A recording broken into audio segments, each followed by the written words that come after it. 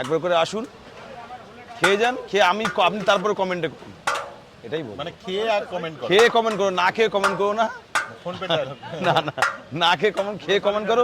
আশা করি একবার এলে আবার আসতে হবে। আর এরকম একটা হাঁড়িতে কতটা ইয়ে থাকে, আর তোমাদের তো সব তামার হাঁড়ি দেখছি। এরকম একটা হাঁড়িতে কত পিস তোমরা এখন বিরিয়ানি আমরা হিসাব থাকে না, 60 70 80 থাকে, 60ও থাকে 70ও থাকে।